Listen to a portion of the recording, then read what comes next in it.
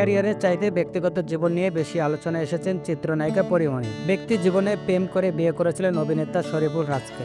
এরপর তাদের কোল জুড়ে আসে ছেলে সন্তান শাহীম মোহাম্মদ পূর্ণ। 10ই আগস্ট পূর্ণের জন্মদিন, তাই তো ছেলের মঙ্গলের জন্য বিশেষ এই দিনে দোয়া চাইলেন নায়িকা।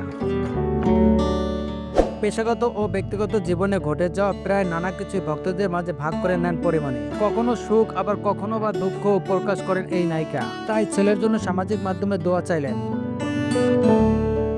এবার 3 বছর পূর্ণ করলো সেই ছোট্ট পূর্ণ।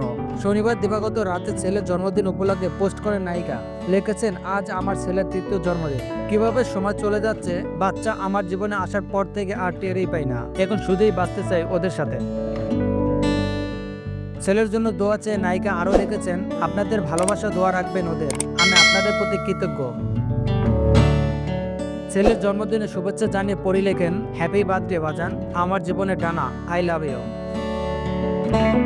তবে শুধু পূর্ণই নয়, পরীর ঘরে রয়েছেন আরও এক সন্তান। গত বছর জুন মাসে একটি কন্যা সন্তান দত্তক নেওয়ার মাধ্যমে 2 সন্তানের দায়িত্ব পালন শুরু করেন পরীমণি। বর্তমানে সিঙ্গেল মাদার হিসেবে দায়িত্ব পালন করেন পরীমণি। তাদের সন্তান শাহীম মোহাম্মদ পূর্ণ জন্ম নেওয়ার 1 বছর পর বিচ্ছেদের পথে হাঁটেন রাজ পরীমণি। এরপর পরী সন্তানদের দেখভাল করলেও রাজ ব্যস্ত হয়ে পড়েন তার অভিনয় জীবন নিয়ে।